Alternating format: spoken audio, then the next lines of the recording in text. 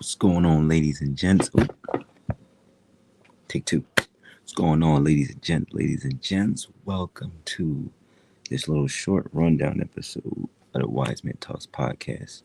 I say short rundown because Monday Night Raw is about to come on in about 10 minutes. So I figure I'd just give y'all my quick little take on what's been going on lately with Crown Jewel and SmackDown, NXT. And before Monday Night Raw comes on, then I'll try to get Medius, King Sal, if possible. I'll try to get them on later on today after. Like I said, this is Monday Night Raw. Come on, 8 o'clock in the morning, but because they're in Australia, it is what it is. But yeah, so I'll make this real quick, real short, real simple. Crown Jewel, for once, was actually pretty good. Like, the only match I really didn't care for was Io Rhea versus the Kabuki Warriors. And like I said, I get why they did the match because Australia, Rhea's hometown, home country. So it makes sense. But that was the only match I honestly didn't really care for. Not to say that, not to shit on them or nothing like that, but just me personally wasn't really interested into that. It wasn't really focused on who won the match because to me it just seemed like it was just a way to transition Asuka into being a heel. So you kind of needed this whole little feud with her and Io and Rhea and then mind control and Kyrie. So it's like eventually I already see Kyrie is gonna get tired of Asuka. Kind of like how Otis was with Chad Gable when Chad was starting to be like too controlling, like, and they fumbled the ball on that. Like we was gonna get Otis and Chad, and they kind of just like brushed that whole thing out the picture, and it's like, all right, so forget about Otis and Chad feuding. They just started a new faction, and Chad gets hurt now. What is the American Dream, American Made, whatever they're called? Now we haven't seen them in a while, so it just messed up a whole bunch of things. But like I said, that match I didn't really care for it. The best match, no disrespect to the OTC. Come on, Jay, man. Roman had it, but we'll talk about that in a little bit. John Cena, the greatest, the last scene, 17, real champion John Cena against the phenomenal, the ace of the Bullet Club. What was it you said?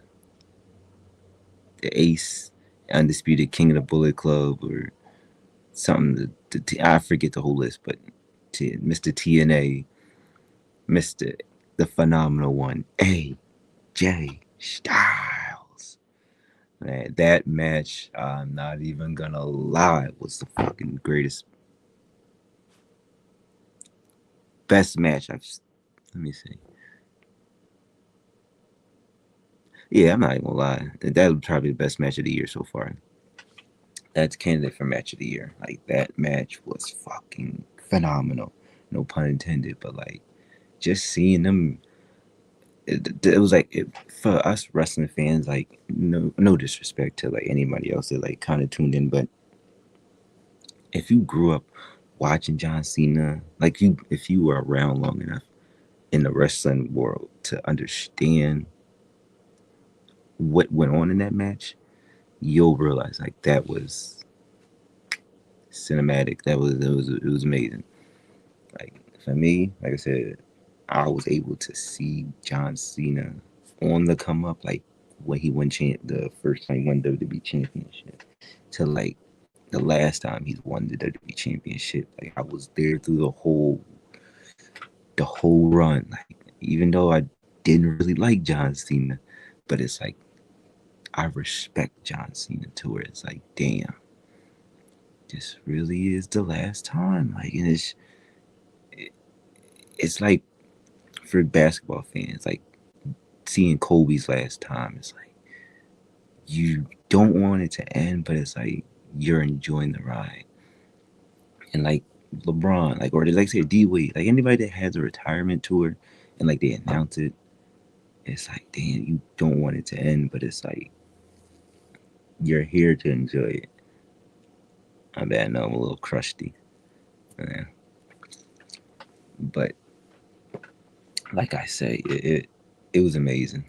Like to see John Cena do the Tombstone. He did R.I.P. Y6, Founding Man, Bray Wyatt. Like he did, and AJ Styles, the Sweet Chin Music, the Scorpion Death Drop, Homage to Sting. Sweet Chin Music, we was going to get attempted pedigree and an attempted 619. But man, for John Cena to try to do a 619, pushing 50, bro, that's funny. That's wild. And we should start doing a thing now. We're going to start predicting the next moves, next finishing moves John Cena's going to do. He hit a freaking RKO. He hit an RKO out of nowhere. Like I say 619 still going to come. Pedigree, F5. I want to see John Cena do a 5-star frog splash. Pay homage to RVD. If he hits a 5-star frog splash, bruh, that's going to be wild. I'm not even going to lie. Like I said, that match overall was good. Um, the Roman and Bronson, that match was good. Not even gonna lie, but I don't get why they say, "Oh, Australian street fight." All these, they put all these other words in front of the word street fight, making it seem like it's gonna be different. It's this, it's that. It's gonna be, bro. It's literally just a street fight match. Like it wasn't even nothing like, wow, okay, they brought a Kindle stick. Was that a rugby ball? It was like a stop sign. And like it wasn't really. It was just a no DQ match. And like it, and then he had Braun Breaker's dumbass come out and spear Roman. And they shield bomb him through a table, to the announce table, and then the Usos came out. But what I liked about that when the Usos came out, they super kicked Braun Breaker on point. Like the theme song was still rolling, and you just heard "Line them all up and knock them down like this." And he, bro, that was the timing was perfect. And then of course, Jay messed up, man. He messed up. Roman was gonna win it, and inadvertently spears Roman through the table, setting up for the Bronsons. I'm at the Braun to spear Jay, and then Bronson tsunami and Roman. So, like I said, what's good? Roman, he's not out. He's not down. He's not out. He's coming back strong. He's coming back better. He's going to whoop the Bronson's ass. He's coming for Seth. Paul, you scumbag. He's going to take that vision and he's going to blind your ass like Stevie Wonder. And that's the whole truth. Nothing but the truth. Shout out our truth. If you know, you know. Okay, so we gotta hurry and speed this up because Monday Night Raw is coming on in T-minus 20 seconds. Seth Rollins, Cody Rhodes, that match was freaking good too. Like to hit a Crossroads avalanche off the top rope was wild for freaking Seth Rollins. Oh, that was tough. I didn't even mean to do that, but I just, you know. But Seth Rollins to hit, we just gonna put it out there. It was a diving headbutt that Chris Benoit did. Yeah, I said the name Chris Benoit. I won't say coast to coast, but Shane McMahon. No, that was a Chris Benoit move, and you know it. But he did a diving headbutt off the top rope, coast to coast, from this side to that side, from post to post.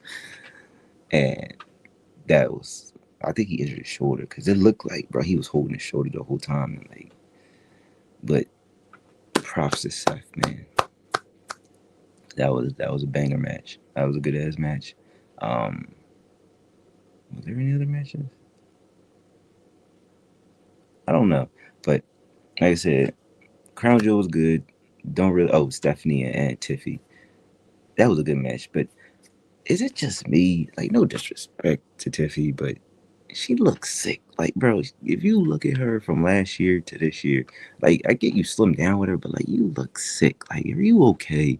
Rhea too. Like, y'all look sick, but like, she got broad shoulders, so it don't look right. It looks weird. But anywho, um, and on SmackDown side, we had Tama Tonga coming back finally, and they went back to their old. If you paid attention to New Japan and the Bullet Club, like, which I didn't, but I see the picture online. It kind of was like, oh, the face paint, all this and that stuff. So they're basically, what's that, the big Kiss band or Sting? They're all a bunch of Sting losers. Anywho, that's that. We get Zelina Vega came back and aligned with her real life husband, Aleister Black. And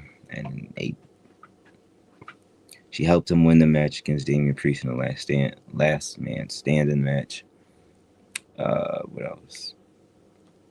And then on the NXT side, I give a shout out to the still NXT TNA Tag Team Champs, the Hardy Boys. Shout out Matt and Jeff. I'm still waiting for Jeff to come back to WWE and get his lick back on Punk. I feel like that should be his last stop. And I see it happening the Royal Rumble. CM Punk should be in the Royal Rumble, and Jeff Hardy should definitely make an appearance. Eliminate him, setting up for a match at WrestleMania. I don't care if Punk was already in the main event. I want Punk versus Jeff at WrestleMania. I'm calling it now. It's gonna happen. It will happen. CM Punk versus Jeff Hardy. Make that shit a ladders match. Or TLC match. Make it a TLC match. No. Make it a steel cage match. The match that he took you out, what was that? Like 17 years ago? Get your lick back, Jeff. Get your lick back, Jeff. Finish Punk. But yeah, like I said, ladies and gents, I hate to be the one to shorten this, but Monday Night Raw is on now, and I'm gonna go watch it. So, once again, if you're new, welcome. If you're reoccurring, you know you can always tell your friends, tell your foe, tell your family, tell a neighbor, let them know. This is the Wiseman Talk Podcast. I'm your host, Dante Brown. Recognize me.